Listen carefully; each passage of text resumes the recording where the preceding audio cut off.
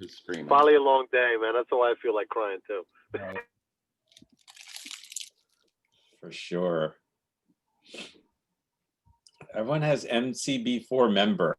What link are y'all using? Oh, I have MCB4 member. I better change that. How do I change that? Rename. I'm changing it. James. Everybody, there was a duplication of the invite for the meeting registration. So we caught that yesterday, thanks to Janine, and she was able to, we were able to streamline it. So that just meant. Link are y'all using? Oh, I have MCB. Hi, Katie.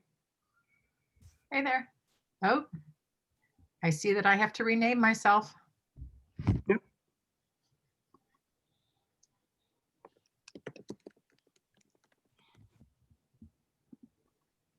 Yay.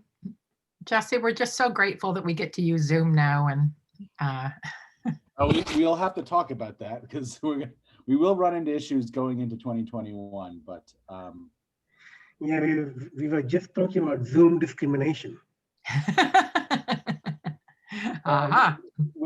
we'll have to also reevaluate our budget and see if we can get another account, basically. I'm just going to let Michael Noble, who is obviously a board member, is in the attendee section, as his hand raised. I'm just going to check in on him. Okay. Yeah. Hey, Mike. Christine, I know we all know you, but if you can rename yourself for the video,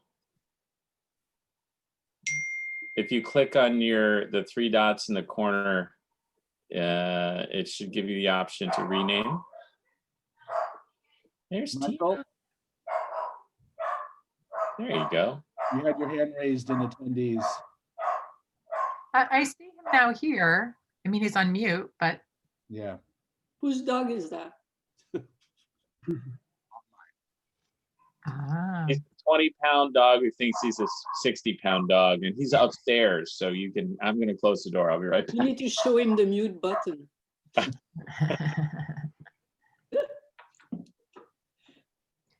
Okay. Let's see. So we don't have everybody here. Not yet. Am I on this panel yet, Jesse, or what? I'm sorry, Mike. I don't see my name or anything. Oh, we see your name, Mike. You're Why can't I see my name then? I don't know, Mike. That's we brought you over. Is there something? I apologize. I don't have you on the attendance list.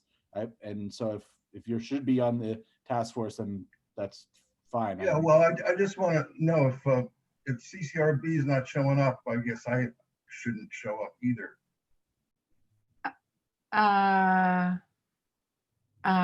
Well, they have confirmed that they will be here, or that we're going to have a representative. The former chair of CCRB is going to speak next month, Mike.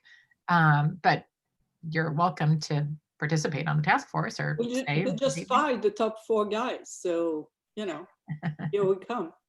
What's that? They just fired 4 of their most senior. Yeah, I know that. That's precisely why I want to be a part of this.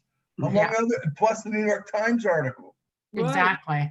All Yeah, right. who knew that when we planned on inviting them that there was going to be so much. It's our fault. Oh, plus I've got a personal history with him. Well, marvelous.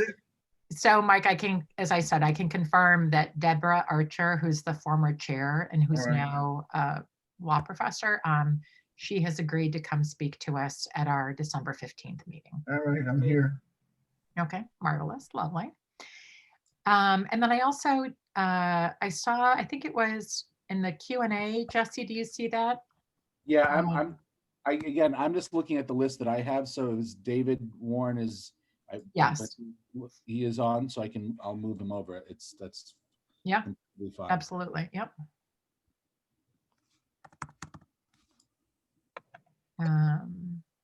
Is there anybody else who's a board member who's? Well, Hello, David. Now we can see you. Hi, thank you. Good to see everyone. And thank you, Jesse. no problem. Great. I'll correct the file too, obviously. Okay. Lovely. And then I'm just going to go over here. So Michael and David are going to be part of the task force. I should add them to the email distribution list, right, Jesse? I mean, I can do that, and I'll send, and I'll just for Okay. sanity's sake, I'll update it and I'll send it. But I just want to get clarity. Is that what David and Michael are asking for? Yeah, I think it's about time. I think it's time to join. That's fine. I just want to make sure that's what we're doing. And David, that's the same for you?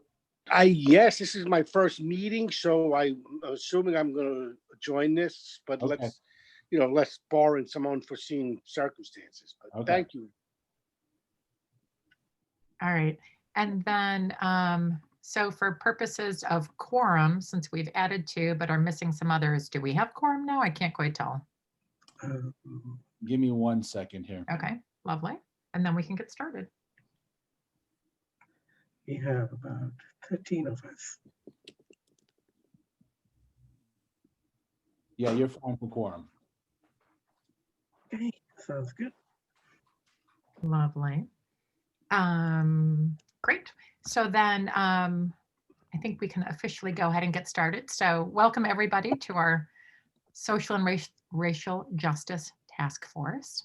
And just for some quick housekeeping before we officially get started, just to let you all know, as you know, in the past, we've met at 5:30. We're hoping going forward that we're going to be meeting the 3rd Tuesday of each month at 6:30. Now, if obviously you could all make 6:30, but I suppose if there's anybody who wanted to be on our task force who can't make 6:30s on the 3rd Tuesday, then we will reach out to them and see if there's something we can do to accommodate their schedule. But anyway, so the goal is that we have a set time, which is now 6:30. We hope that's more convenient to everybody. And the 3rd Tuesday of the month. And I know, Jesse, you'd said that there might be a hiccup or 2 somewhere, but we'll address that when we get to it. But so, for example, then, just so you can make sure it's on your calendars, and I think an invite was already sent out to you all, but our next meeting will be on Tuesday, the 3rd Tuesday of December, which is December 15th at 6:30. And as a quick reminder, as a task force of Community Board 4, our meeting is being recorded this evening. And welcome to everybody who is here. With that, shall I turn it over to you, Viren, to get us started? Jesse is here for a very short time, so I'm actually going to Okay. sort of take advantage of that. Marvelous.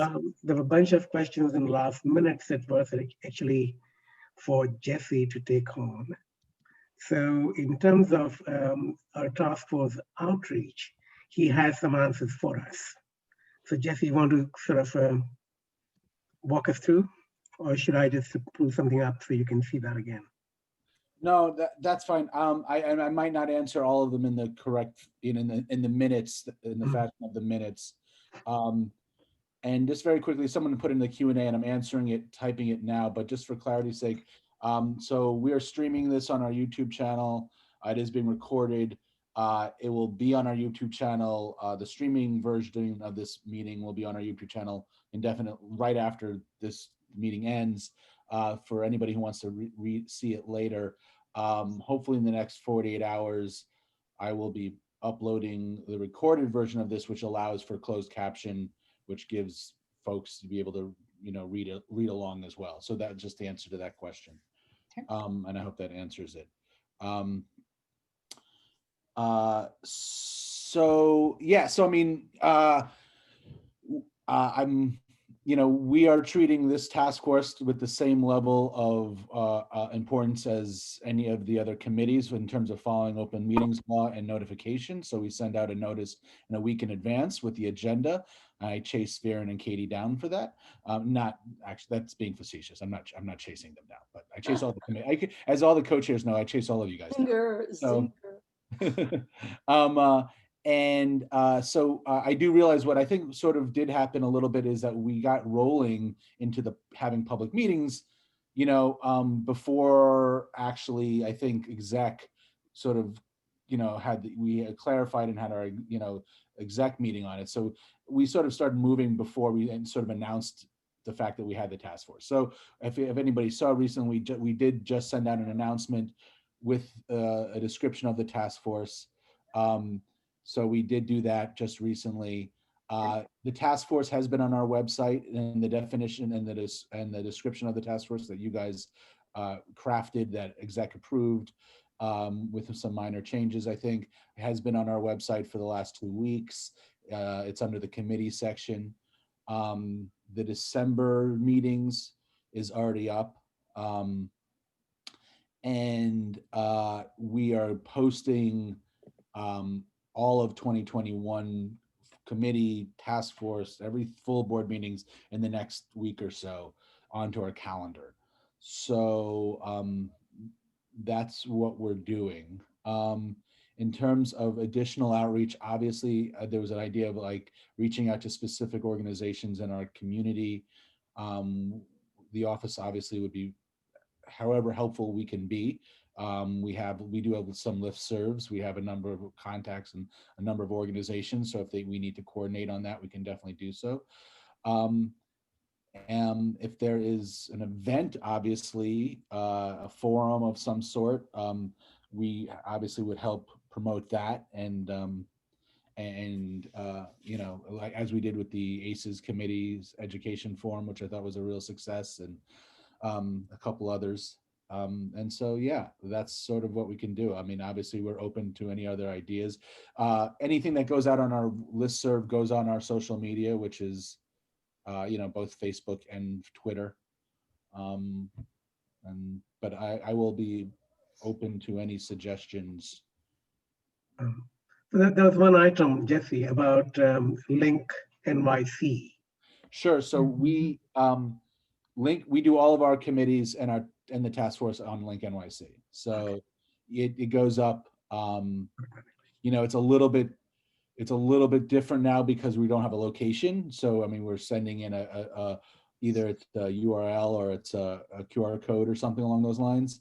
But yeah, no, everything that we do that we announce through our VR for our vertical response report, open meetings wise, we do Link NYC. I think that is one of the few positives of the Link NYC program in our community. I find is that we can walk down the street, and if you wait long enough, you can actually see Community Board 4's committee meetings go up, and so it's a nice thing. So cool. Great. Okay, so does anyone have any questions for Jesse? Del, you had a question? It was asked and answered. It was basically about the kiosks. Okay. So it's basically, Jesse, it's automatic. I mean, it's just like your list goes to them and they generate. We have to submit it separately. So I think a little bit of the delay with maybe the task force is that, and a little bit of the staffing issue is that the person who was, we had a part-timer who really kind of did the heavy load of loading up all of this stuff into Link NYC at the beginning of every month. You know, making sure it was on the website, making sure the links were correct, all of that. We lost her due to budget cuts. So we are, you know, we're making our way through it. It's not, you know, we're okay. But you know, I think that was probably a little bit of the issue. But yeah, no, unfortunately we have to do everything I think as some folks on this committee task force know, the city rarely, interagency coordination rarely happens. So Link NYC is through Do It is different than City Record, is different than DCP. And so we have to do each of those separately, but we do them. But now that will be, I think, more structured, not to say that you guys haven't been structured in the past, but it took us, I think, a little bit of catch up to get in the mode of putting you guys into the committee schedule rotation at the beginning. So, you know, when you get the committee schedule sent out for December, you'll see that even if the agenda is not created yet, you'll see that as you know, that date is kept for you guys, and therefore it'll go into the Link NYC and things like that. Got it, thanks. Two other items, Jesse. I think one you already sort of forwarded the response from NYPD for the letter that we wrote to them. Yep. So, sorry, go ahead. Yeah, so so the NYPD got us a response to the facial recognition letter. I think it provided, I think it answered some, or attempted to answer some of your questions. It did not respond to the invitation. I followed up. I have not heard a response back. With all respect to NYPD, I feel like the letter was the response. Yeah. You know, Yep. they did not follow up with an agreement to attend. I do have another response, another piece of information that I think will be insightful, is that I did confirm with Corey Johnson's office. Unfortunately, Carl Wilson cannot make it tonight, but he wanted me to let you all know that there will be an oversight hearing by City Council on NYPD in general. It's not going to be specific to the incident on 45th Street, but it will include, but the incident on 45th Street and issues like that will be included, and similar issues that have happened throughout the city will be included in that hearing. And so they don't have a date, but it is on the in the pipeline. And so I think you guys may want to prepare on that. Yeah, and Jesse, do you have an impression if you or any of us will be notified ahead of time with enough notice? I would really hope so. I mean, now that we know it, we'll just keep on the speaker's staff until they let us know. You know, in terms of, you know, I'm assuming it's the Public Safety Committee, but you know, it's always, you know, who knows exactly how it happens. I think another question we'll have to ask is if there are a number of community boards that want to provide testimony, that we can organize amongst ourselves, and then to the council, that we, I think, you know, as a block should be heard, similar to the way the council used to do it, where it was agencies, you know, first, and then you know, advocates and things like that. I think it would be good if the community boards organized themselves and came as a group. So you're sitting with 4 other community boards giving testimony, and it's not like one person speaks at hour 3 and another community board speaks at hour 7, you know. Okay. All right, well then, yes, that will definitely be something important that we need to keep track of, and then start thinking about what we would like to say, and also who will coordinate with the other community boards. I guess, Jesse, would that be through you, or? You can do that. I mean, yeah, we once that hearing is set, I think we'll find out from other community boards if they're planning to provide testimony. And you know, a general oversight hearing is not on specific legislation typically.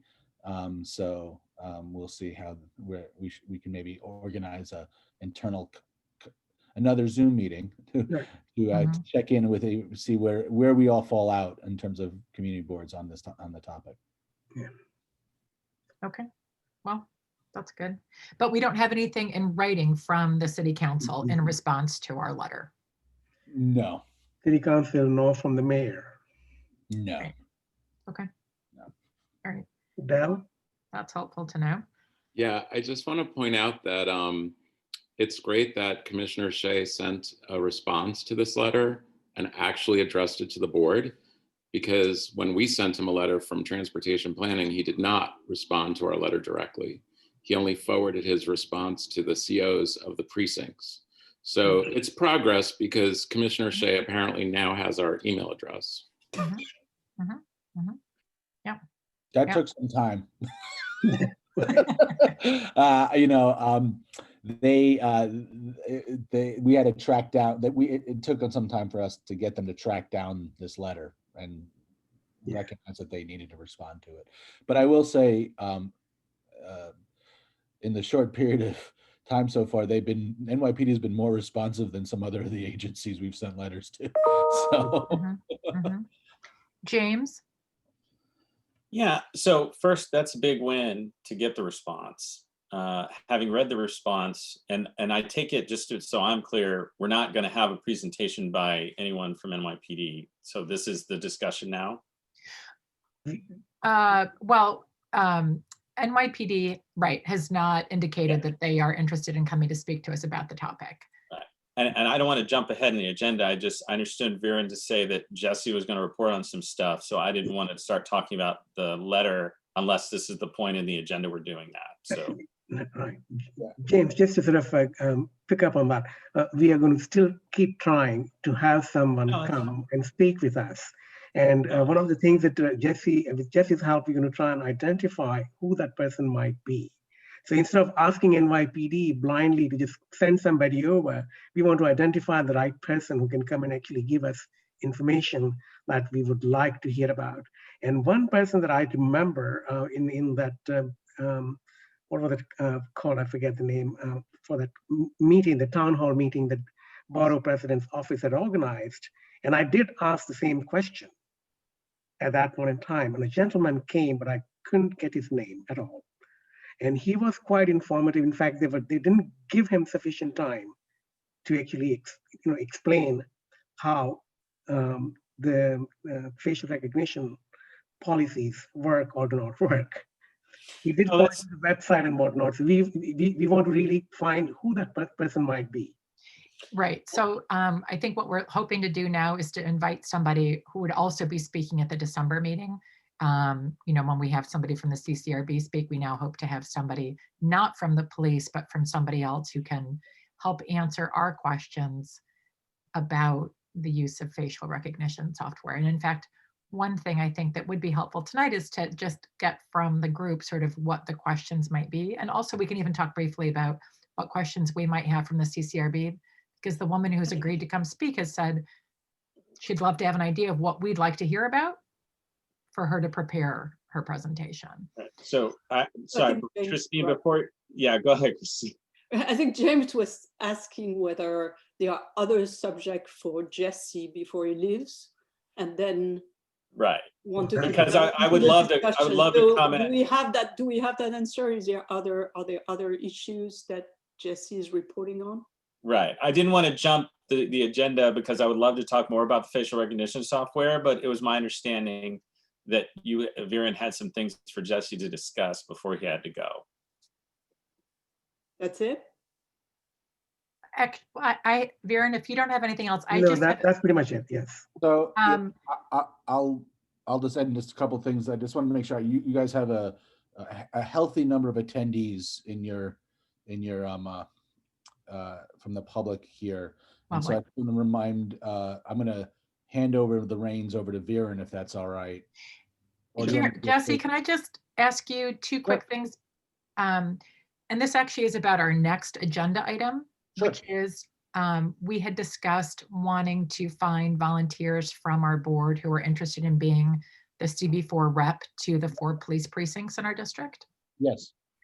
And I had meant to, and frankly failed, to get the dates on the month that they meet. Yeah. Because I think that will be helpful for people to know whether or not they can commit to being the CB4 rep. Yeah. So and I just wondered if you had them.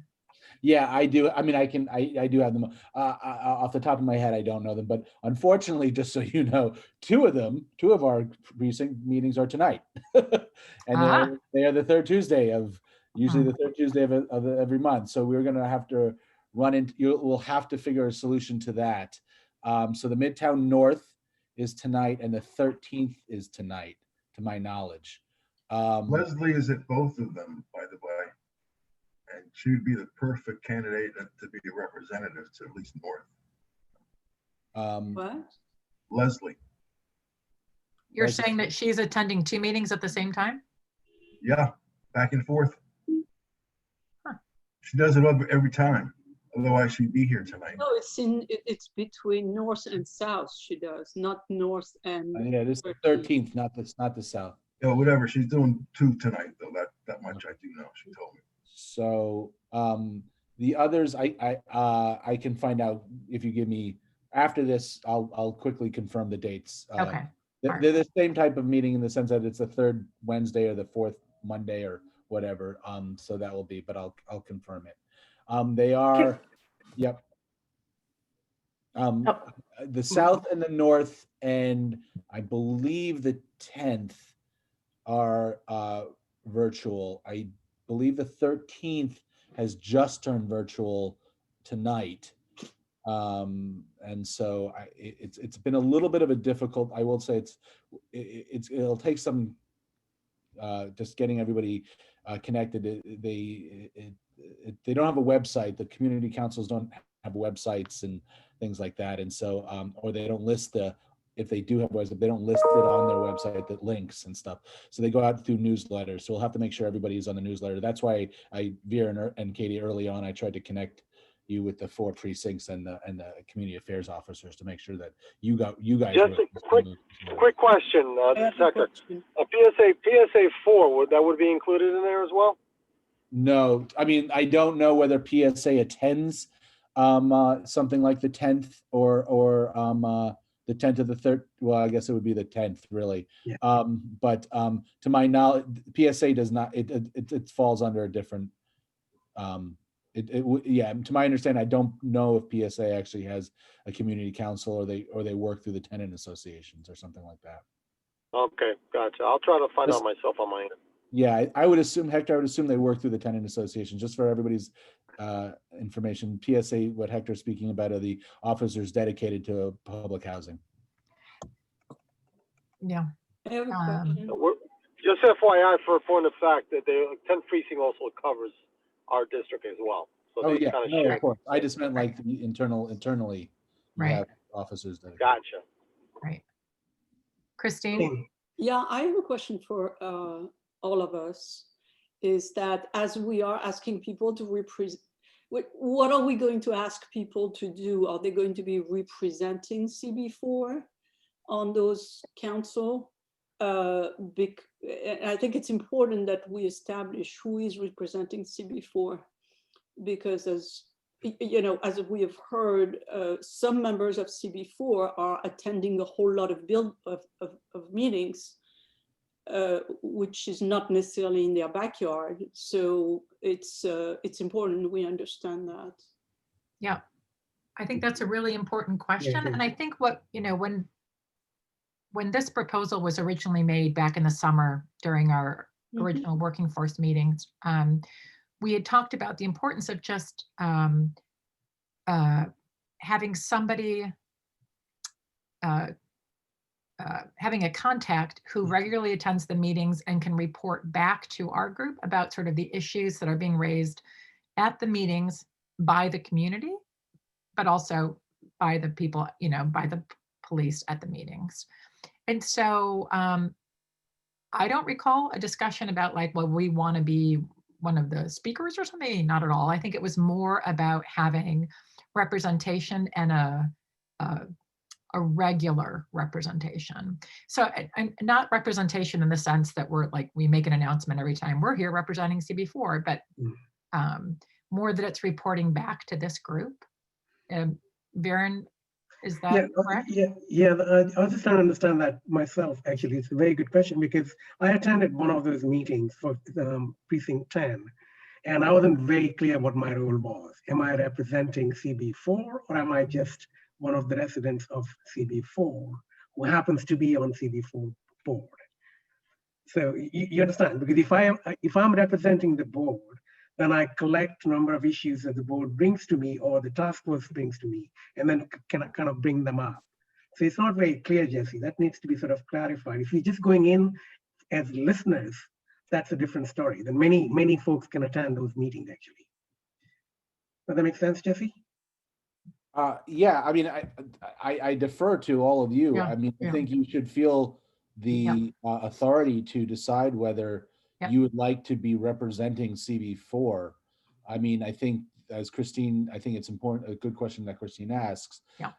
I think obviously as if we decide on that, and I think you should, in my opinion. I think that's the point of all this, is that there's a representative saying, and that's how you build the relationship, to say, I'm going to be here every month representing CB4.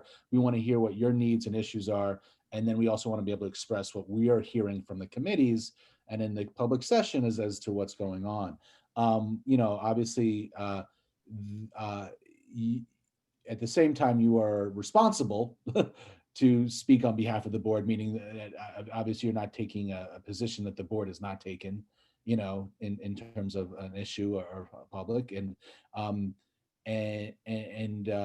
so, you know, that's what you'd be doing. And so I think the idea then, I think, is also is in how you would be reporting back that information, not just to the task force, but in terms of if you want to do something, you know, in terms of maybe a memo or notes or something to then go out to the rest of the board so they understand, you know, that we are working on this. So.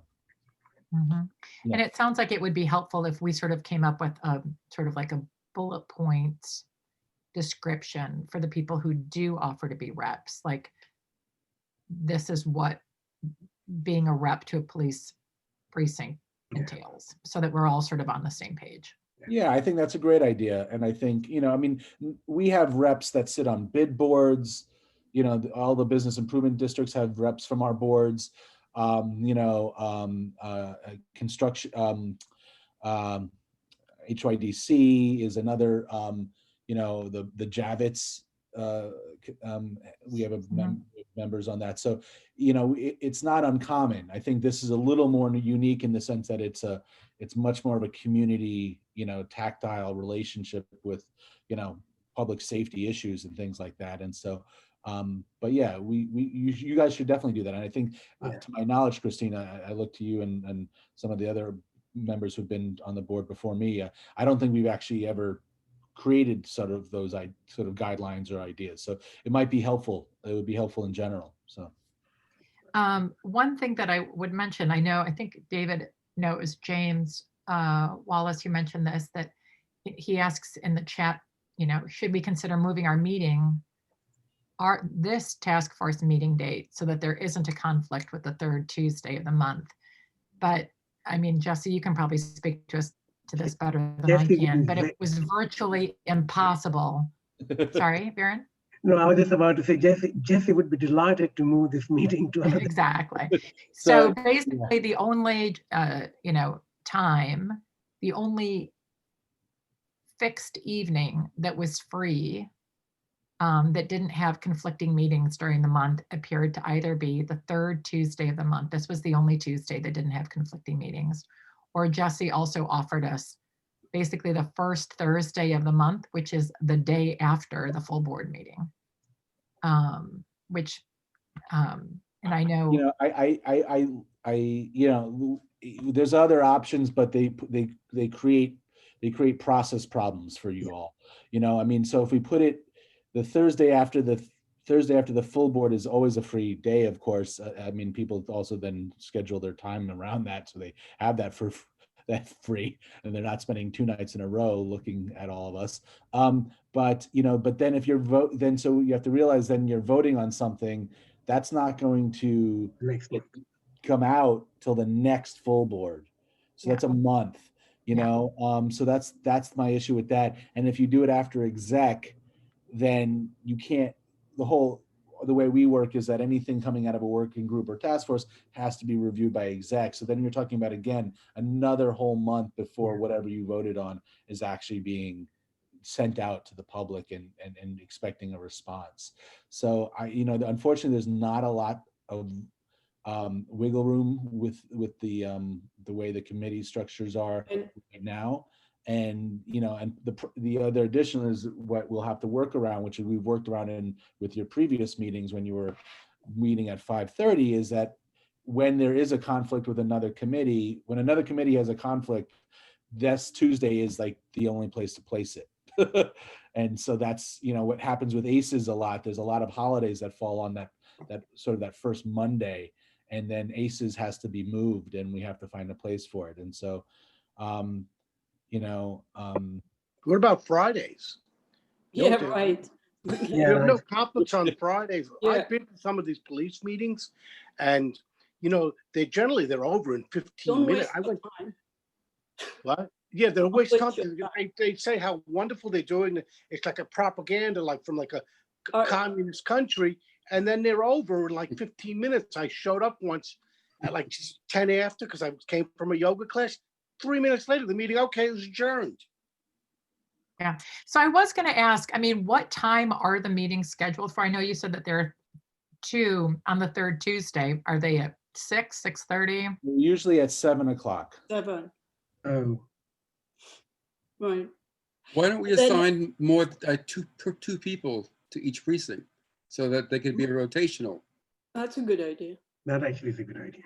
That's a very good idea. I just make I one have comment. just, James, let me, I'm sorry to jump, but this is one of the reason why I've been advocating to try to get our, our police station two precinct instead of 4. It's nearly impossible to organize for 4. And in my mind, this is an administrative thing that could be done. It doesn't cost any money. And I don't know why, we wouldn't be pushing for that. Creating relationship, and some of you know that, I mean, Tina knows that, and some of the people know that, which are on marginal land. I mean, I'm in Midtown South, there are 5 blocks, right? And then the 13th has 5 blocks. That doesn't make any sense. It's an enormous amount of effort for a very small area. And we should, at a point of time, we should take up that discussion, I think. This committee should take up that discussion. And this is something which has been on our budget for very long time, because it just doesn't make any sense. Yeah, I've got a question about Dolores Rubin. She's the president, I guess, of community council up there, Midtown North. She took over for Larry Roberts. So would we be duplicating something she's already doing? Or could she be our rep? I mean, how does she figure into this? No, it's not the same thing. Which Yeah, I think she's on the council, she's not the rep, because the rep is on the other side of the table. Yeah. Oh, Yeah. that's, And okay. we don't want to put her in So an she unusual. can't do both, in other words. Right. I got Please, you. Okay. when you are on the council, you are kind of on the police side, but making sure that there is a community process. Let's Yeah. put it that way. Okay, I follow. Sorry. James, you had your hand up? Sorry. Yeah, I want to go back to what Christine was saying. So Christine, if I'm understanding you correctly, are you suggesting that the precinct boundaries be redrawn? Is Yes. that basically?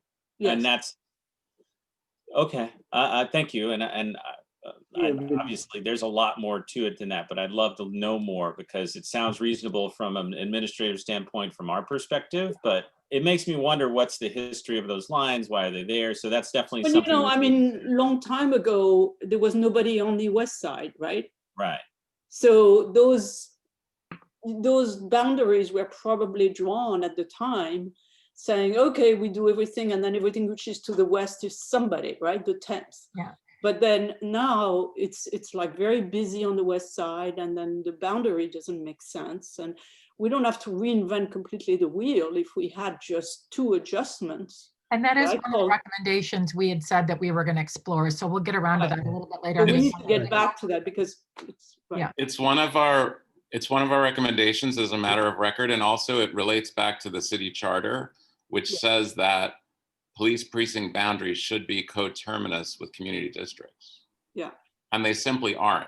We're in a gerrymandered situation, and especially when Hector brings up the point about the housing police, we are a heavily gerrymandered police district as per policing. One of the things that police have articulated in terms of their obstacle is it's too expensive to conform the computer software. Quote unquote, no Yeah, comment. right. That Yeah, sounds many- like, So I think that we should actually table this Table particular that. discussion Right. until later. Much bigger discussion. But just specifically where we are on the agenda at the moment, talking about having a rep or 2. I mean, frankly, I think that we don't need 2 reps to the meetings that don't conflict with this, right? So for example, the 10th and Midtown South, we don't need 2 reps. I think it's always good to have 2 reps. Like an alternate. This might be a ridiculous idea, but how about communicating with the police to change that date? Yeah, that's kind of ridiculous, right? I mean, Thank you, Christine. If this meeting went back to a 5:30 meet time on the third Tuesday, then it wouldn't be a conflict. Just Good saying. point. That's fair. Very good point. Yeah, that's a very good point. All right, so then I ask the following question. Is Can't do there, that. What, 5:30 Tuesday won't work for me. It'll Well- work through December, but come January, I won't be able to do that. Let me, So how about 6 o'clock? How about Well, 6 o'clock? How before about we that? start throwing times out, I just want to address something that, Jesse did a really good job of explaining our meeting night in relation to like important meeting nights for the community board, which are the full board and exec. However, I guess my question to the group would be, how important is it that we have timely information from these precinct meetings so that we can comment on it in our meeting? If we move our meeting before that meeting, then we won't be able to comment on the results of the precinct meetings as a group for 30 days. So, now the flip side of thinking about that is we can discuss things that we have questions to ask of those people and then implement them. So I'm just pointing out that there's, pluses and minuses to both sides. If I may, for having attended a ton of those, you're not going to have any result from those meetings. You're going to be talking and hopefully they're going to be listening. And then what we could do is after the meeting, we could decide, this group could decide that they want to write a letter because we are not sure they are being listening, right? Then they are going to tell you as what they do wonderfully, and you are not going to have a lot of answers. Well, just to reiterate, again, the question becomes, do we want to wait 30 days to comment on what we're hearing from those meetings? And Christine, you said you've attended these meetings. Do you think it's not that important? No, I think it's tremendously important, but from a it's, timing perspective, do you think it would yeah, be? from a okay? timing perspective, I don't think this is that important. I mean, Yeah. Okay. right. Yeah, I agree. Alan? I think the important thing about the meetings is not so much what you hear from the precinct people, but what you hear from the people that attend these meetings. So depending on what's happening in the streets at the time, depending on what's going on amongst different neighborhoods, is you get a better sense. It's almost as if people are coming to our general meetings at the public sessions. But you get a deeper sense of sometimes the frustrations of the residents in the neighborhoods, rather than just hearing, oh, the 10% went down, this went up, that went down, we're doing this, we're doing that, we're putting more people in this corner. So the important thing is to get the feedback from the people. And I think what happens if it's announced that someone from CB4 is at the meetings, you might get more people to come in, you might get more people to speak up because they want the community board to hear what they're saying also, or they may be a little bit more open about speaking about some of the things that are bothering them. That's a good point. Yeah, Leslie? Yeah, I used to attend the Midtown North meetings for my tenant association. And basically what Alan says is absolutely correct. It's really more important to hear what the people are saying rather than the police, because it's like a tape recorder. You hear the same thing from the police each time. It's the people's comments that are really important. Yeah, that's a good point. I will say, Josephine? Sorry. So the 10th, I think it's the 13th precinct is mostly Community Board 5. Is it, Jesse?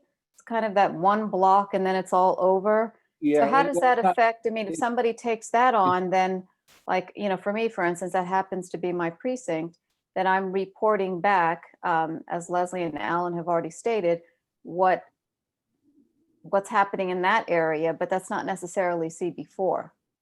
Yeah, I mean, it's more than one block, but yeah, no, it's the 13th precinct is the precinct that has the least of coverage overlap with us. I will say, currently there are plenty of things that we are hearing about between 6th and 7th Avenue and the West 20s, in terms of narcotics use and homelessness and quality of life issues and things like that. So I'm sure you'll hear about it, but yeah, it's, you know, predominantly you're going to see that, and you'll still be similar issues with Midtown South. Midtown South. Yeah. Midtown North is Midtown an South. enormous. Midtown North is an enormous precinct too, and you know, so there'll certainly be things. I do agree with Alan's point that it's really about hearing from the community and hearing what they're, and I also think it's a point of being able to have the community know about not just Community Board 4, but the task force. And so there might be issues that folks come to the precinct and realize that that's probably maybe not the most effective use of their voice, and they can come to the task force. Just because I know everybody's speaking and a lot of ideas, I just want to go back to the fact that you guys have a good number of attendees in this section. I just want to make sure the attendees know that if obviously if they would like to speak, they at some point will be able to. You, Katie and Vera, and you guys can manage that. And to do that, you just need to raise your virtual hand, and that's in the participant section of the when you tap on participant section. So Yeah, here's an update on the 13th precinct, by the way. Leslie just got out of the 13th first Zoom meeting. It's over. And now she's carrying on to the Midtown North meeting. So that's how quick it was. 15 minutes, she said. That took a lot of cajoling by the you know, Chelsea Block associations to get them to go to virtual. So I'm not surprised as how short it is, but I would suspect it to be longer later as they go on. But also, I mean, if we assume that we're leaving our timing the same, starting at 6:30, and that this will conflict with 2 of the police precincts, but you know, we're on Zoom for a while. Somebody could be with us for half an hour, leave for 20 minutes, and then come back again or something. So I think maybe that's what we're looking for, right? I think Tina, did you just have your hand up, or somebody? No, okay. I did. I had my hand. Oh, sorry. Just quickly, I mean, part of the solution, you mentioned a solution, which is great also, but another solution is, since the meetings are on Zoom, they're recorded. So we can get the recordings and listen to, if someone in the community has said something, we can then watch that recording. I do not believe they're recorded, David. They're what? I do not believe they're recorded. If it's public, wouldn't they have to be like, we're recorded? I'm confused. All right. But I guess would nix also that suggest idea. that doesn't, us watching it later doesn't allow the community to know that we're there and just. Well, we can't have everything. I'm just saying, you know, if you're talking about conflict with the meetings, we want to hear if there's a particular concern arising out of the community, well, at least we'll catch that. Yeah. I mean, but if they're not recorded, it's a moot point. Yeah, true. So are we going around and taking names right now, or what are we Yes, doing? that's what we're hoping to do. Okay. So again, so we have 4. The 10th meets on the last Wednesday of each month. So I guess that's typically the 4th Wednesday of the month. So I'm sorry, did you just mention, Katie, did you just mention Midtown South? Not yet. Oh, 10th. Oh, okay. So 10th is the 4th Wednesday. And then I'm just letting you all know, and then I'm going to go through them, and then we'll come back and see if there are any volunteers. The 13th is the 3rd Tuesday, as we talked about. Midtown South is the 3rd Thursday. So that would be like this week at 7. And Midtown North is, as we said, the 3rd Tuesday at 7.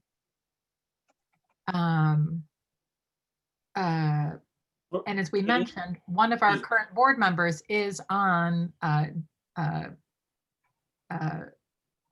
panel at Midtown North. Katie, excuse me. For the sake of expediting, we have a lot of agenda items, and we're still on the first one, and we're almost an hour in. Do you think we could coordinate for volunteers for these meetings via email? Sure. So that we can. I think so. We will probably do a doodle poll or something like that. Marvelous. Get people to sign up. It's been hard, James, to get people to sign up on things. Yeah. Which is one of the reasons why we thought we would do it live. But let's see. Okay. It's a fair point. Yeah. No, if you look at one of the agenda items, we actually are going to ask people to sign up today live for many of the recommendations, actually. Yeah. I think we're on the I'm first ready one. to do Midtown South if we have a second one doing it also. I don't want to do it every month. Okay. So if we have Yeah, a I could second step up person. for the 10th precinct, so Who was I that? don't mind stepping up. Hector. Hector, Oh, Hector. 10th precinct. Hector 10th. Okay. I'll share it with Hector. And I would do North. This is Leslie. Leslie, you said you would do North. Yeah. Somebody just said they would share with Hector. Alan. Alan, okay. Got it. I was going to offer myself, but I guess I need to be here. Yes. Is there anybody, Josephine, you'd mentioned you live in the 13th. Would you Yes, want it? I can do 13. Okay. Got I it. would be willing to do Midtown North unless somebody already said that. You can, Or South, no? Maria, you could do it with Leslie. You could be the second person. Okay, the other thing is I should just share, because Housing, Health and Human Services meets on the third Thursday of each month. I Oh, have you spoken don't do to that.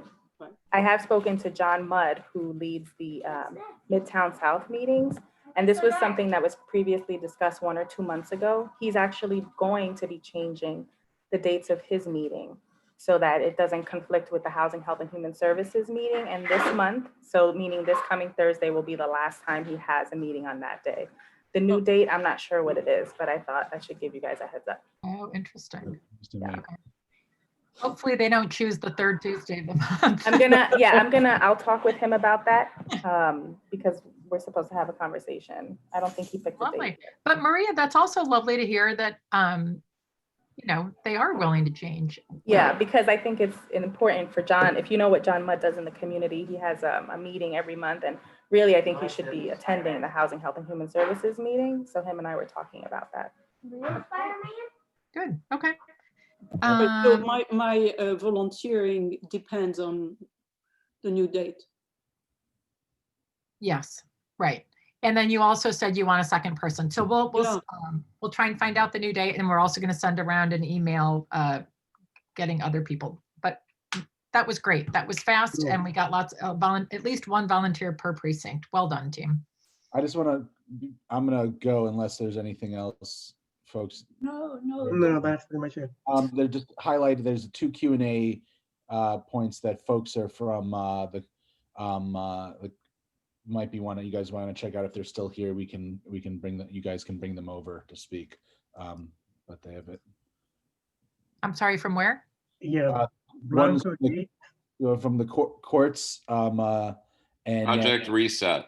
Yeah, and then the other one is from Midtown Community Court. So. Okay.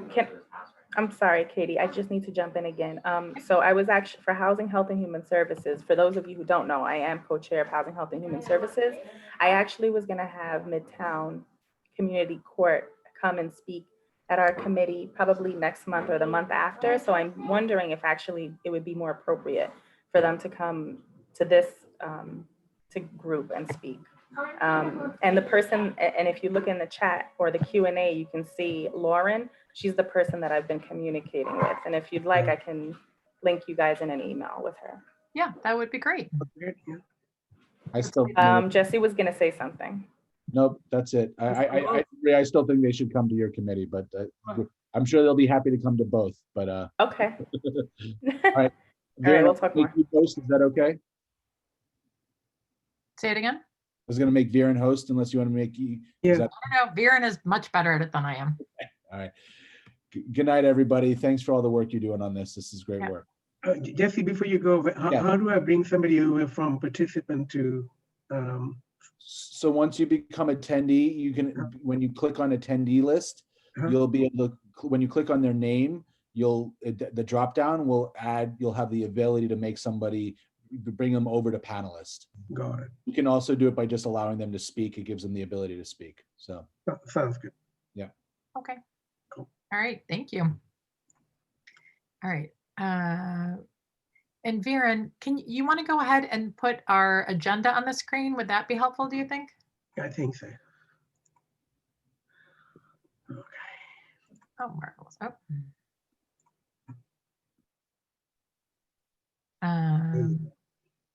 Lovely. So we take care of this right now, so that's done. Exactly. So as many of you know, we talked about this for a couple different months, but we actually never got around to it. So we're hoping we can get around to it right now. And that is looking back at the task force recommendations that were approved by the full board meeting in July, and to make sure that we have somebody looking into it and following up on it and able to make, you know, further detailed recommendations. So can you scroll down there a little bit, Viren? So what we want to do, these are the recommendations that were approved, and we've shortened them a bit to make it a little bit easier to go through. And again, some of you may have put your names by this a month or two ago. If you want to change, that's fine. If you want to add your name next to something, awesome. So why don't we just start? Does that sound fair? So Maria, I will let you know that I reached out today to the person you had recommended for the first one, the anti-racism training. And so I'm hoping that we'll have a conversation with her and that she might be able to give us some ideas about how we could do some unconscious bias training for anti-racism training. Again, it would always be voluntary, but to see what her recommendations are about setting something up for the board. Katie, quick question. Uh-huh. Apologies, I don't know this, but it's my first meeting on the task force. Do we have a budget for those trainings, or are we hoping to find someone to do it on a voluntary basis? Well, what Lowell told us is that there might be some money available, but obviously, you know, if we can get it on a voluntary basis, that would be best. So anyway, what we're trying to do right now is to just sort of scope out what's available and what, if any, the price might be, and then we would take it back, obviously, to the executive board to find out about funding and stuff. Okay. If the lead that we have doesn't pan out, there are multiple people I can contact to do this sort of work. Most of them, I think, would be expecting compensation, but I do know a number of people who do anti-racism training. Marvelous. Okay, great, Kit. Thank you. And just to let you know, Kit, so the person that I've reached out to is Tanya Odom, who used to actually be a CB4 member and who does this training professionally. Happy you know her. That was going to be my suggestion. Yeah. Well, there you go. Yeah, it was Maria who had suggested it originally. Oh, good. Good. Just a quick question. Does everyone have access to this document? The one that we're looking at, because it'll be hard for you to see all of them in one place. Well, we can probably just go through it pretty quickly, right? Okay. I don't know. So the next one is, we had talked about doing some sort of outreach campaign to try and invite more people of color to become public members or to apply to become CB4 members. And Tina, you had signed up for this one, and I think Leslie as well. Is that something you guys are still willing and interested in taking on? Yes. Yes. Yeah. Yay, bravo. Okay, and I guess by the way, before we actually go in too much in depth, what would be super helpful, I think, so that we have some sort of timeline, is that if each of us, whatever we've signed up for this month, if we can give like a 3-minute, doesn't have to be super long, readout next month about where we are, any progress, if we're narrowing it down, that sort of thing, just to get input and feedback from the rest of our task force. That sound fair? Just so you know what you're signing up for. It's the 2 or 3-minute readout. So the next one was to collaborate on forums and events with community-based organizations that work with constituencies of color in our district.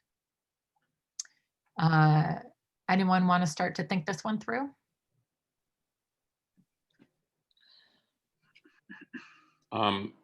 Yeah, I've already done some outreach to the chief programming officer at the Shed, and I think she might wind up speaking at the meeting next month. Yep. So in some ways, this is underway. Yep, yeah. And I think there may be another one a little bit lower down that's also about that, Dale, but we can, I mean, you can combine the two, but great. Right, Dale, and Jesse has offered to help with sort of, if we need to go through him, he's happy to help us do that. If we identify an organization and if we can't approach them directly, he will find a way of doing that for us. Sure. Yep. Next up is collaborate on initiatives with other community boards that have large Black and Brown constituencies. And in some ways we've started this a little bit, with our invitation last month to Community Board 10. Was it 10 or 11? 10? 10. 10.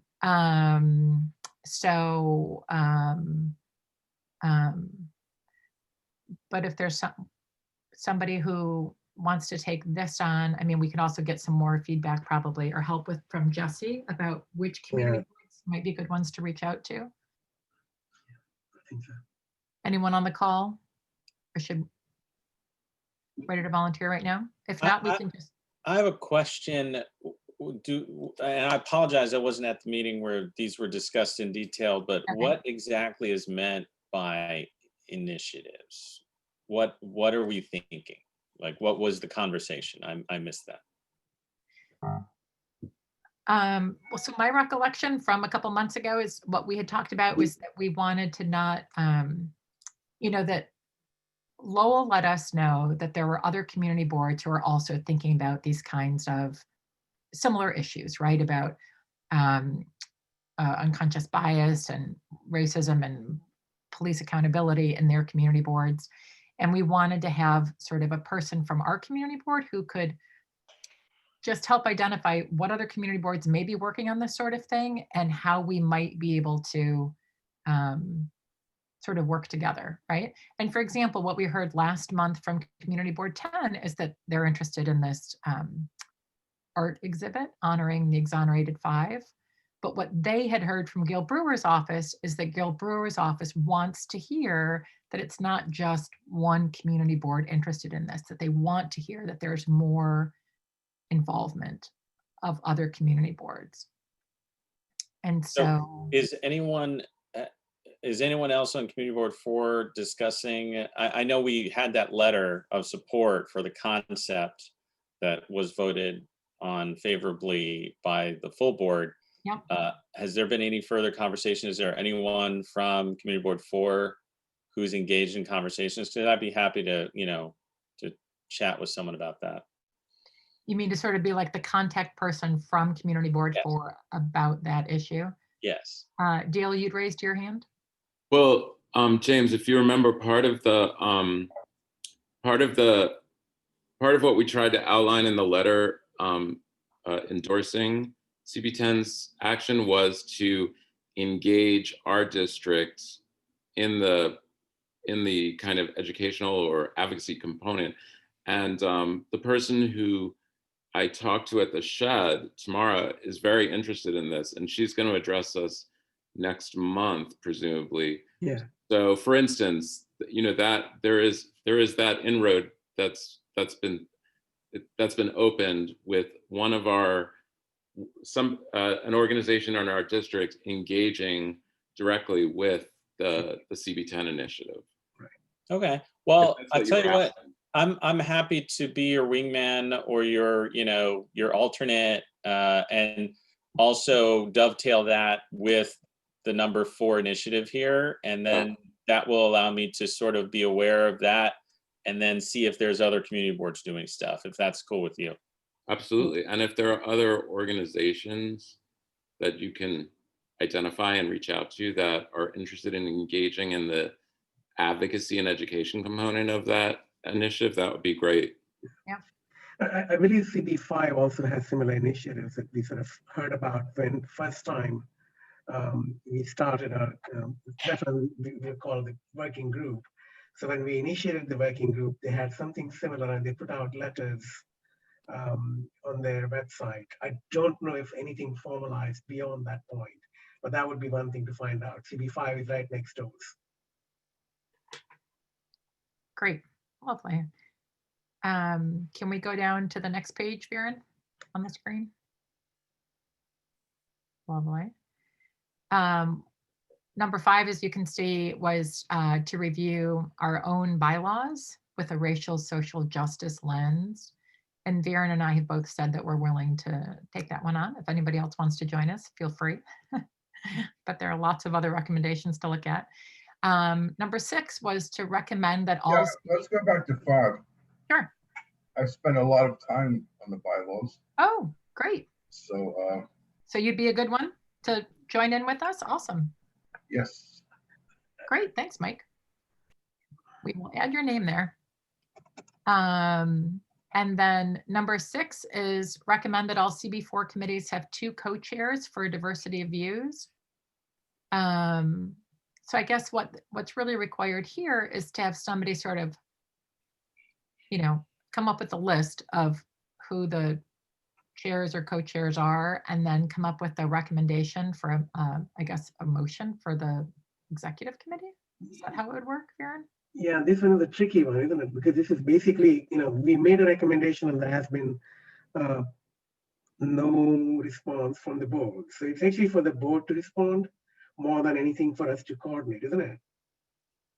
Yeah, and I specifically asked Lowell at the last exec meeting, like, is there a timeline for the board to act upon the recommendations of this task force that were approved? And he said there is no timeline and there is no projected timeline. So do you think it would be helpful if we made if the task force made a specific proposal about this, like by, pick a month, by March? Well, may I make a comment on that? This is the privilege of the board chair to name, chairs of committee. I think it is a discussion of Viren and Katie with Lowell. Okay. yes. Yeah, that's what I was saying, because I think it's a discussion with them. What's happening in that? Are you going to do it? Are you not going to do it? Yeah. How are you going to do it, etc.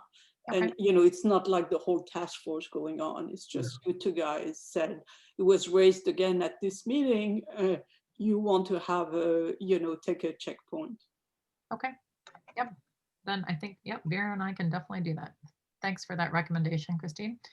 Katie, can I interrupt with another question that I should apologize for having to ask? No worries. Which committees do we have that don't have 2 co-chairs? There is one, and land use. there is one and only one committee that has one and only one chair. Oh, I didn't realize that. Wow. which one is it? It's Health Kitchen Health Land Kitchen, Use. Clinton Hell's Kitchen Land Use. Mhm. Thanks. All right, so we'll follow up on that. I don't know exactly what the reasons for that are, but probably not the right forum to have that conversation yet. I think it's probably de facto co-chair on that committee, but maybe not. Sorry, Michael, I didn't hear you. I think I always view the committees having a de facto co-chair, Which may well be part of the problem. Yeah, well, indeed. So do you resolve it now or don't you? Right. Yeah, I know you're lost, right, Katie? Okay. Yeah. Okay. All right. That's what happens to the new person. They get a little lost sometimes, but Okay. All right. I'll catch up. Okay. Justin just wrote something in the chat. Rose and I are on workforce skills and internship development for youth, not engaging with police athletic league. Okay. What does that mean? I think because we had, so part of the issue is that when we were, some of our recommendations were like multi-layered. And I think Josephine is just being clear about which one she signed up for. And then I guess we just wrote her name down by the wrong one. That's all. I think PAL was with Hector. Hector is more. So we could like separate that one into 2. You're not I'm on board with that. They figure it out. Yes, that's okay. Yeah, basically, I'm going to be having a meeting with the Midtown South Youth Coordination Officers tomorrow, so I'll Great. discuss with them in depth a little bit more. And I'm also trying to get more involvement with the Police Athletic League from the 10th Precinct and, abroad, on top of some other programs, hopefully. Lovely. And actually, Viren, I think all we do is number 8. We just take off Rose and Josephine's name, and then they're on number 9. I Yes. think that's right. That's all. So we don't have to change anything else. No, let's go back to our order so that we don't sort of. No, but she's working on youth as well. Yeah, they're right down below on They're number already, 9. they're already there. Yeah. So thank you for that clarification, Josephine. Let's see, let me go back up to, okay. So under number 7, we talked about ACE. Well, so we talked about the fact that one of the recommendations was that each CB4 committee expand its commitment to actively, hold on. I actually have to shrink this so I can read it. Where was I? To actively enhance racial justice. So we had suggested ACEs would identify and partner with community organizations focused on opportunities for Black and Brown artists. So Alan, I know your name is there. And then Dale, I guess this is one I was also thinking, like, when the shed comes to talk to us, it would sort of fall here as well. Transportation planning, Christine and Baron, you guys are there. Reviewing CB4's affordable housing policies. Baron, your name is there. I don't know if there's anybody else who wants to add their names. You can just call out if you'd like. And then the last one under this is land use committees. The thought was to maybe require developers to outline their comprehensive MWBE commitments and vendors across all areas of the proposed real estate development projects. Who is on the land use committees? Anybody on this task force? I'm on Clinton Hell's Kitchen. I'm on CLU. And James is on. James and I both serve on Clinton. And yeah. So we have. I'm on Chelsea. I'm actually on the land use committee with Joe. So Mike and Hector and Dale and Viren, can we put all 4 of your names here to follow up on this a little bit? Yes. And my name too. I'm on housekeeping land use. Okay. Yeah, so there's 2 land use committees and we have representation on both. Awesome. A fair amount of representation. Oh, myself. Okay. You can have and Kit. Just a quick question. Could somebody refresh me as to what you guys are looking for in the land use from the land use committee here? I mean, you require developers to outline, their comprehensive development projects, but this is actually a pretty narrow ask, Hector, which is that sometimes developers will say like, oh yeah, we're gonna meet the minority and women-owned business enterprise requirement for a specific component of a job, but it doesn't expand to the full, scope of the job. It's like they click a box that's required of them by the city, but they're not actually being, comprehensive in seeking to engage, hire, pay money to minority and women-owned business enterprises.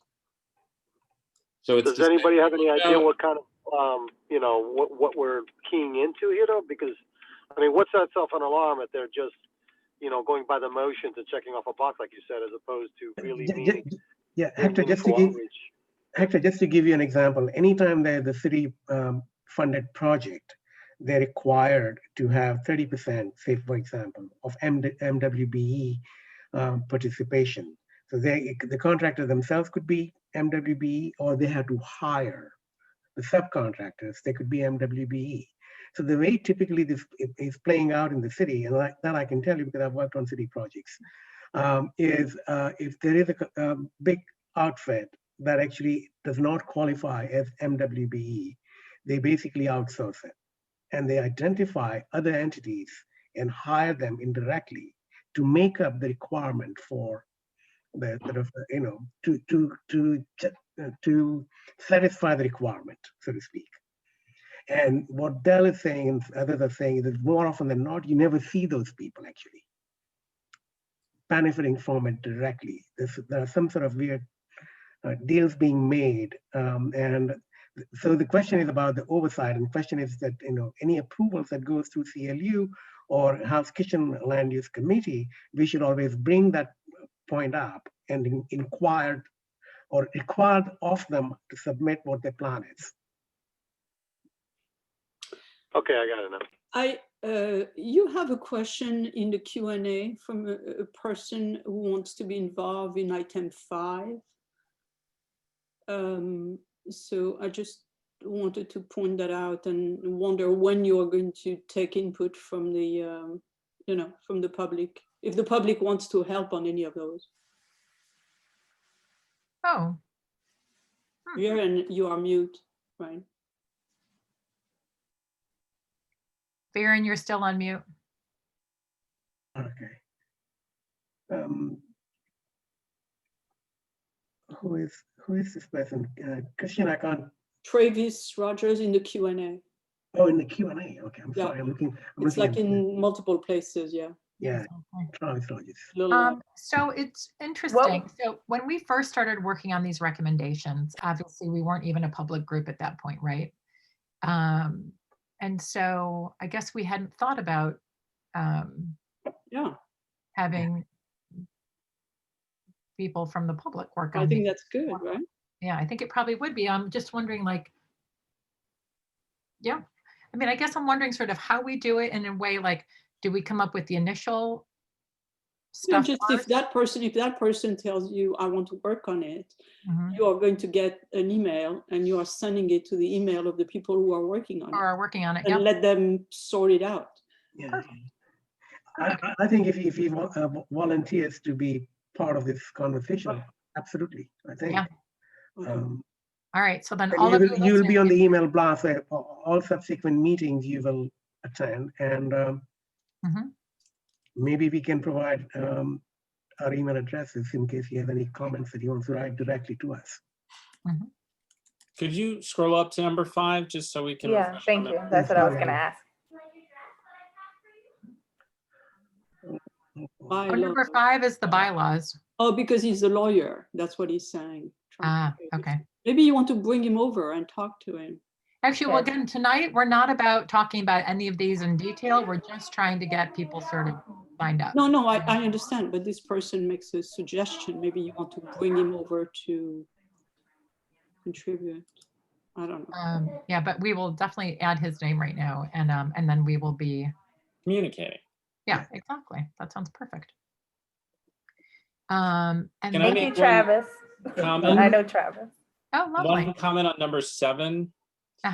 So, and I know these have already been approved. I'm sorry if this causes any difficulty, but it says recommend that each CB4 committee expand its commitment to actively enhance racial justice. We have other task groups, task forces and working groups.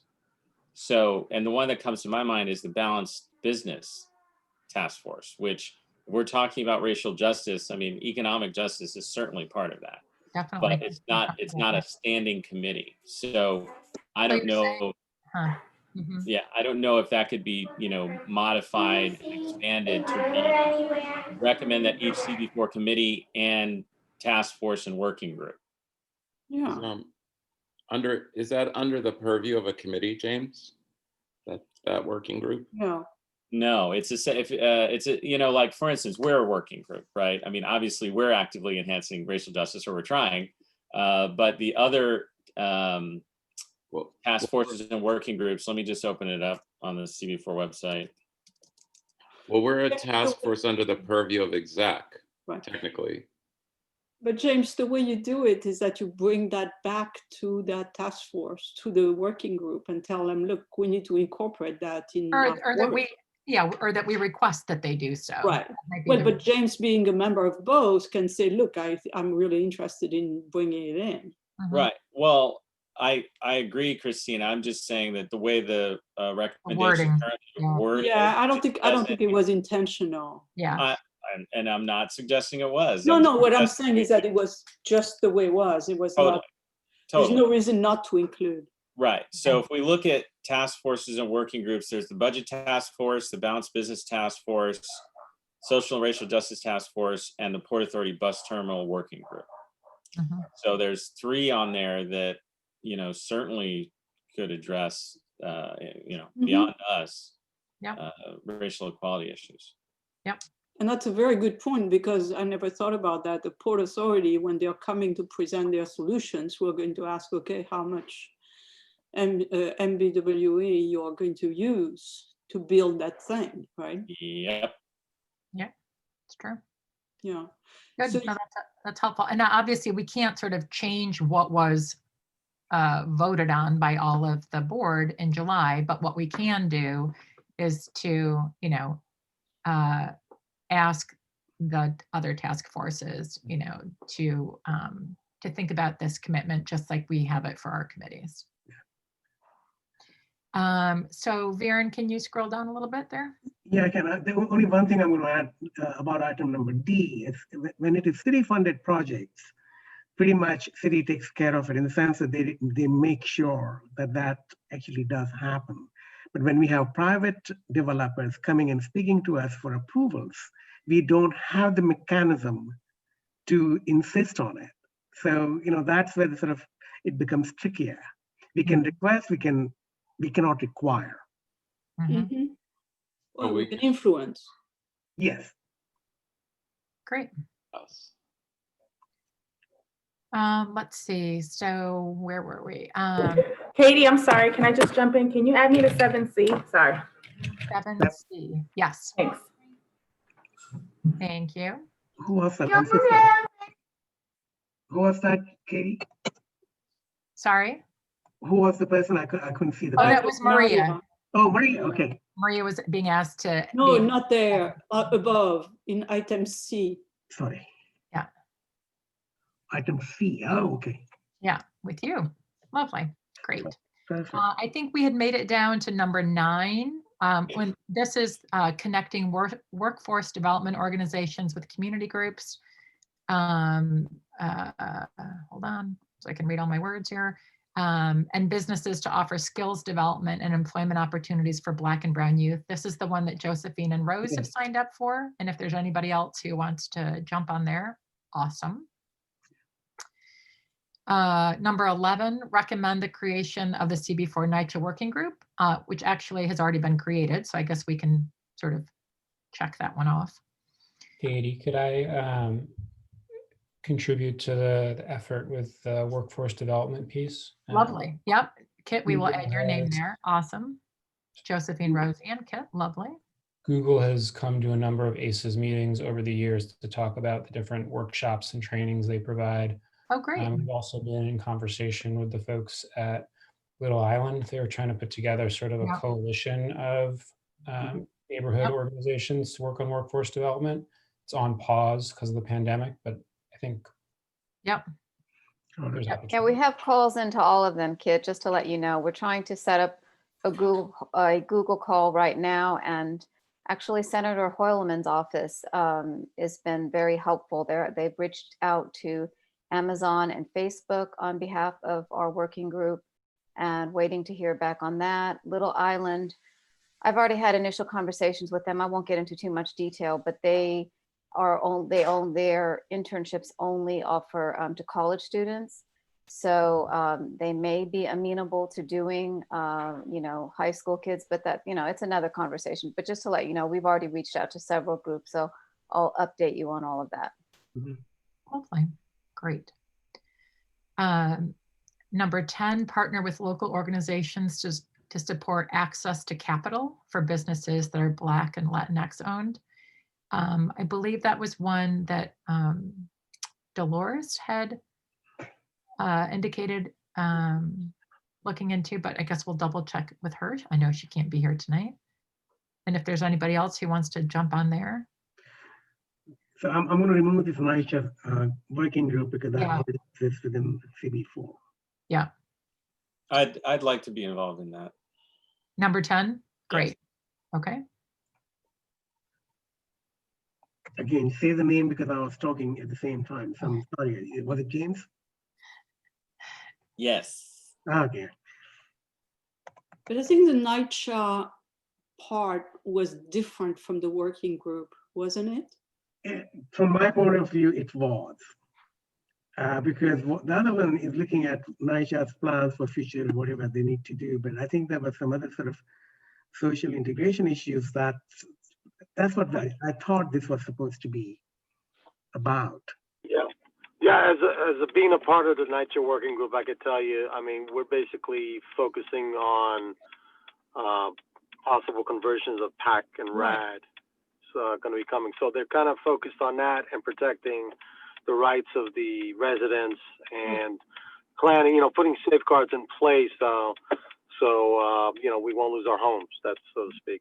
And so I think 11 was more of, you know, an ongoing relationship to look at any of the problems of NYCHA, which are not coming to the surface. And which I think that was more of an ongoing, regular, you know, meeting. Well, that's what I took this work group that you folks wanted to form here, that it would encompass a more broad stroke, so to speak, to cover more things than just specifically for the conversion, which I think is a great idea. So obviously, you know, I don't know if are you asking for volunteers for that one too, or? Okay. Well, I mean, well, this is certainly a super helpful conversation to be hearing, because I guess I wondered if it was duplicating something that already exists, but it sounds like you guys are saying it's not duplicating. No, it is not. No. It doesn't have to be. I mean, it's not. One is about a transaction, you know, a real estate transaction, and the other one is about, you know, life. Yeah, in general, actually, and honestly, something like this. Quality of life, the youth, there's a whole bunch of things, right? With NYCHA, and you know, NYCHA is a multi-headed monster. You know that. It's not just one thing. Money is the biggest problem, but people still live there as a community. Their voice is not being heard beyond this transaction.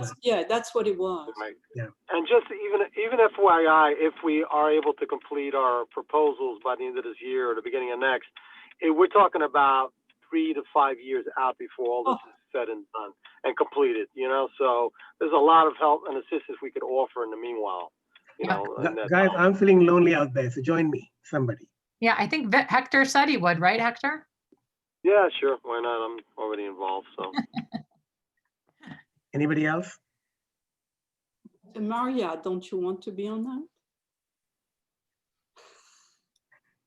I did think about it. Maria and Christine both. I'm just afraid of, I mean, you know, putting too much on my plate, but I have too many things too. I mean, I would say yes, but this doesn't work. Yeah, I'm interested in it. It just depends on, can we put my name tentatively there? And it just depends on the commitment or what's needed. Yeah. Okay. Thank you.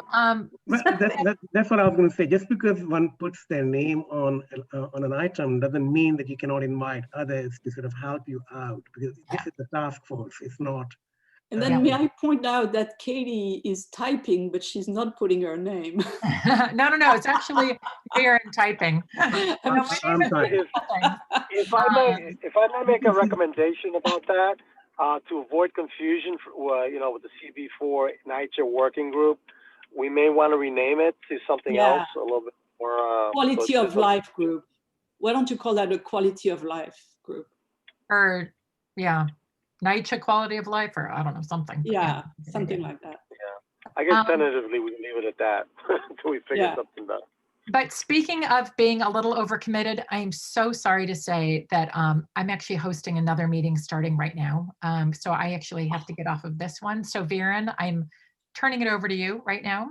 And I apologize. And by the way, if I notice that my name mysteriously ends up on all the rest of these, I'll know what happened after I left this meeting.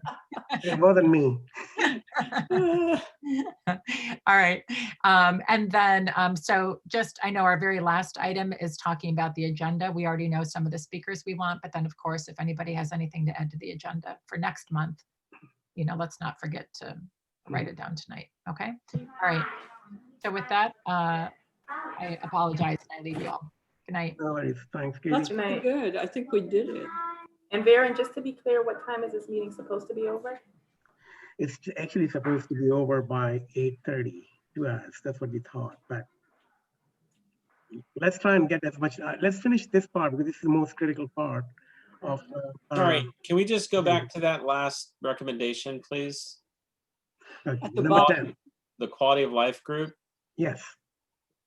So what, because just, I don't know if you all were aware, I know some of the people who've been on the board for a while know this, but ACEs used to be called quality of life. So I'm just wondering, what is the quality of life group and how is it different from the existing? No, group? I This is think about the idea was that instead of, if the NYCHA residents want to have problem resolved, instead of them coming to every of our meetings, there would be one meeting once a month or once every 2 months where, you know, they could come on their location or whatever, and they would have a meeting and they could bring everything, you know, just so that you can engage better.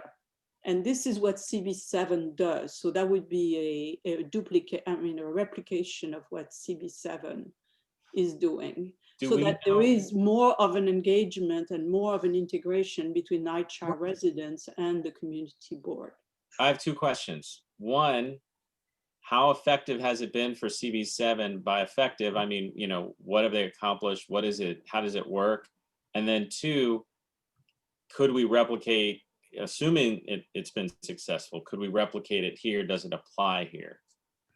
And I don't think we need to answer those questions tonight. No, that's a good question. Yeah. As part of your outreach for other community boards, maybe Damn that it! could be taken up. Right? So you could bring that back to us. I think we can change the name from quality of life to NYCHA engagement. That was sneaky. That was sneaky, man. Learning from you, James. Go ahead, put my name down. Okay. And if you want to change the name from quality of life, we can change it to NYCHA engagement. I think that might be a little less confusing. Yeah, I think that sounds better too. Or even ombudsman or something. That's a commonly used term. But engagement is fine, I think. Engagement is Okay. fine. You're right. Ombudsman is a little too weird. Yeah, ombudsman is a little too. Then you have to spend an entire meeting explaining it to other folks. Okay, so that's done. So, well, the numbering, don't look at it right now because Word is not fixing But that. 10 was Dolores, so you can add that. Oh, okay. Okay. This one. 11, we took care of that. Yeah, we took care of number 11 also. Christine and Dale. Anybody else? Recommend that police precincts be co-terminus. Well, there's not much to do except send a letter and then, Exactly. you know, lobby Corey Johnson. Christine, let me ask you this question. Has this not been done already? Hasn't CB4? No, we have never sent a letter. We have really only put it on our budget. So is that a letter that goes from the board, full board? Yeah, Voting? we should send that. It could very well, I'm sorry. Sorry, go ahead. You're muted. You are muted now. I'm so sorry. Okay. Sorry. It could be a letter that this task force writes and is considered by exec. And we have enough. Christine and I could draft this letter tomorrow because there's enough content for it already. Yeah. Okay. So we'll bring it to December's meeting. Why don't that's what I'm going to suggest. Well, the only thing we could do is that they are going to say it's impossible because of this, because of that. It would be helpful to understand what's involved, maybe what's involved in doing it. Christine, that's what I'm proposing. Let's do a discussion on it next meeting. It would be interesting to know if there is somebody. I think there are some precincts which have been changed recently. And that would be really, really interesting to find out whether, you know, what was their process. You know? Mm. So we get a little smarter and we avoid pitfalls. Yeah. I have a question maybe for I don't know, maybe for Hector, or I don't know who else can answer. Are there TA meetings at Fulton or Chelsea or Harborview already? Fulton has had one already outside. Elliott Chelsea has not had any, unfortunately. So, and I don't think we're going to have any more because the weather's just getting really bad. So I think that's it for the year, unless they get some Zoom technology together, which we haven't been able to pull off yet. So we don't have the funding or the expertise for it, unfortunately, on the board. So you're saying Fulton has meetings already, some TA meetings? Fulton has had one, but I don't know if they're going to have any more for the rest of the year because of the weather. Because it has to be outdoors, obviously. And Elliott Chelsea, there are no plans right now. I tried to have them, but unfortunately, I kind of got voted down. So, I'm asking that considering 13, 14, and 15, and I know that NCOs also host meetings in the areas that they cover. So I'm just kind of wondering how those fit in. The NCO meetings are usually every, if I remember correctly, I may be misquoting, I believe it was every couple of months, actually. Yeah, every 3 months or so. And we haven't had one for a little while, so because of everything, unfortunately. Darren, can I make a recommendation? Yeah. You've got a lot of separate ideas about precincts and tenants. Perhaps make it, that's what I was going to combine them all under the auspices of the reps for those precincts. Okay. So you don't have, so this way it's a continuation, so you don't have different people doing different things with the police precincts and the tenants. So we can organize the whole issue around precincts, tenants, community groups, and address all of these issues all together. Right, and that's why actually I highlighted this right now. I think 13, 14, and 15 definitely need to sort of condense into one. Throw and 16, you can throw 16 in there also. Yes, 16 also. And then we can try and see how it sort well, of and 17 then, right? And 18. And You're right, all of that. Okay. 18 is more training, right? Well, that's it. Yeah, 18. Yeah, I think 18 you should pull out. That's more department wide. And in fact, I did recently attend a meeting that was organized by NYPD on the question of reform. And I have some feedback from them that I just got tonight that I can share with Viren and Katie, and then we can discuss it at large as a group next month. Dale, I realize I'm late to the party, but I'd be eager to help out with 18 and 19 if you yeah, absolutely. Well, like I'll just say, yeah, so NYPD actually organized a series of meetings around the topic of reform all over the city. They had virtual meetings all over the city, like organized by district. And I attended one of these. And yeah, I'll share with you, Dale. I'll basically provide my report to the committee on that, and then we can take it up next month as business. I literally just got the reply back from them addressing my concerns tonight. So Dale, can I suggest 18 and 19 be sort of lumped into one? Yes. Okay, good. And Kit, I'll send you what they sent me back tonight, just so you can get a start on it. Okay. Bill, can I ask you a question about that? Yeah. Was this who's joining you, Dale? Hold on a second. Dale, was it part of the same series where they rolled out that discipline matrix that was going to be part of CCR? No, it was actually what the NYPD billed as a listening session, in which they actually did very little listening, about reform measures. Like, you know, they asked participants to discuss, like, to bring up topics to bring up on the concept of reform, police reform.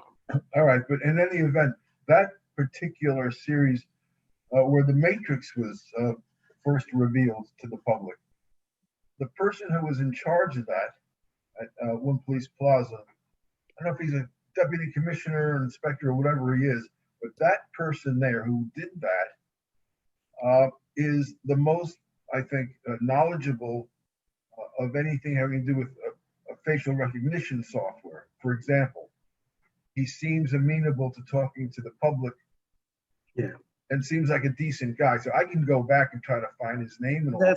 That's what I was saying, Michael. Michael, that's what I was saying in the beginning to Jesse. If he can find out who that person was. Well, Jesse said he was going to reach out to BP's office because I think Borough President's office was involved with organizing that event. Oh, is that where I saw it? Okay, that was part of, indeed. Okay, well, it's him. I think his name is Dolan. I forget his name, but yeah. Yeah, I was the one who asked that question, Michael. Got it.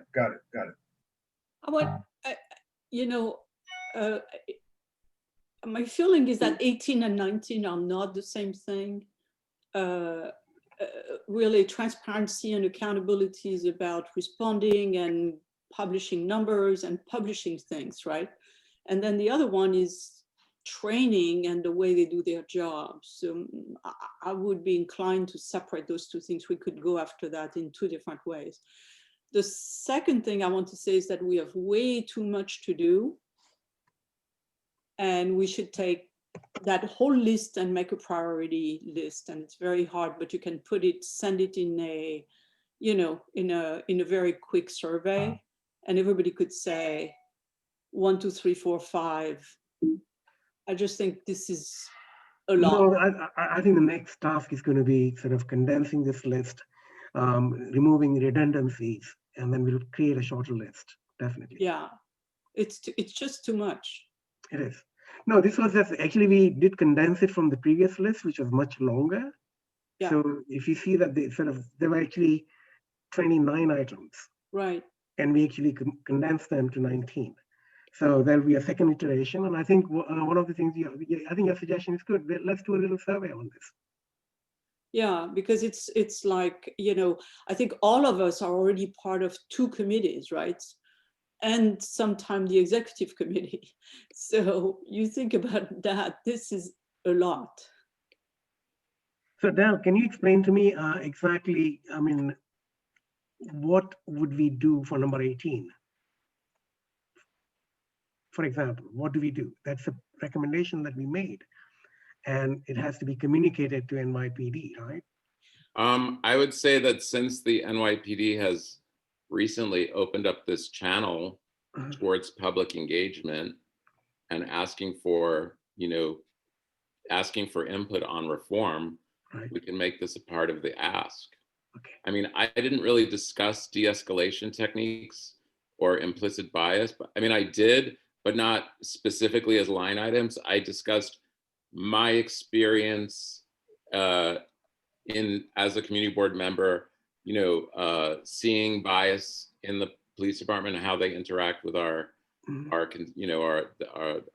neighbors, and also specifically about the Derek Ingram situation, because that was front of mind, and it was, but there is a channel open with this NYPD reform group. Yeah. So I would, Kit and I could just bring these matters to them as they go forward, assuming they're going to go forward. One part of me suspects that this is like a PR whitewashing of the issue, but the channel is open at least. Yeah, you're right. I think there's one piece that came out in the paper. I don't know if you guys saw it. I'm going to look for it and email it to all of you. And that is for mental health related 911 calls. They actually are going to dispatch the professionals rather than the police. Yeah. So that's one positive that has definitely come out of that entire conversation. Dale, if you don't mind me adding to number 18 somewhat, I don't know how this would fit in, but the pursuit of police officers using non-lethal weaponry instead of the lethal weaponry in certain situations, and the training that goes with it. What's being done about that? It's out there, it's being used in certain states, but there's no standard, so to speak, and why isn't it more widely used if they are using it already? They're using tasers, but that's about raising their head.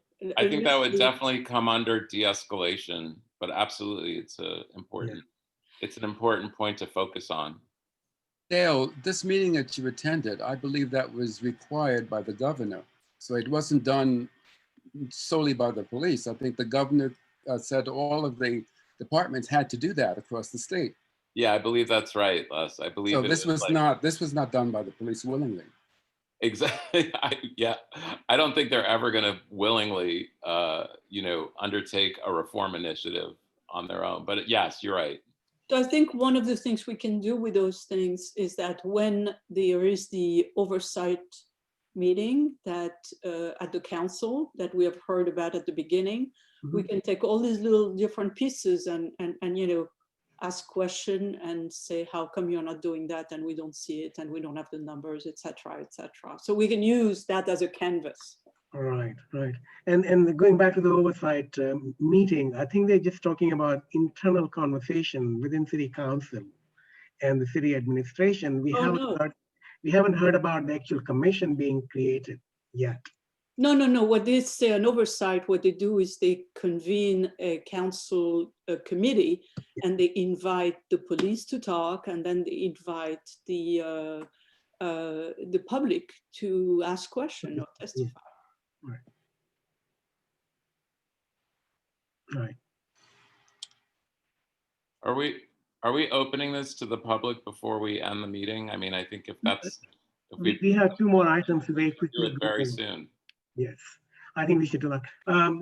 We just have a couple of quick items that we need to go through. Oops. So we finished up to number 5. I think we should postpone number 6 because we don't have enough time. No, we don't. I think. And we have not had the time to coordinate between us, VRN. Yes. No, and I owe you an apology because I need to send you. Okay. No, I need to send a couple of documents to both of you as well, because just for the rest of the group to understand, bike equity issue and equitable streets and sidewalks related sort of issues came up in a meeting, a transportation committee meeting, and Christine did quite a bit of legwork on the sidewalks and equitable streets part of it, and Dell actually brought in the notion of bike equity. And that's an ongoing conversation. We think that between the task force and the transportation committee, we could be actually pursuing that jointly. So that's where the conversation is. So we will bring it up in the next meeting. And if we need to communicate well, not communicate, but distribute any talking points, we will do that via email. I think that's allowed for us to do, right? Yes. Okay, so now we can open up the conversation before we go to the meeting agenda. Is that what you're suggesting, Christine? Help me out here. No, I was suggesting to skip completely and bringing it out next month. Right. So anything in particular for December meeting agenda that we need, besides what is left over from this meeting, anything else that we need to add? We need to have the review. I mean, we need to put the bike equity and equitable street higher up on the agenda. Let's put it this way. Definitely. Okay. So I'm going to open it up to public now. Anyone wants to ask a question? There's a way for you to raise your hand. I'm going to stop sharing screen so we can see. If any of the attendees want to speak, please raise your hand. No? Open questions, I think we already covered those. Blanca from Community Liaison for Project Reset at Midtown Community Court. She doesn't have a question, but she would like to invite us to connect to Midtown Community Court.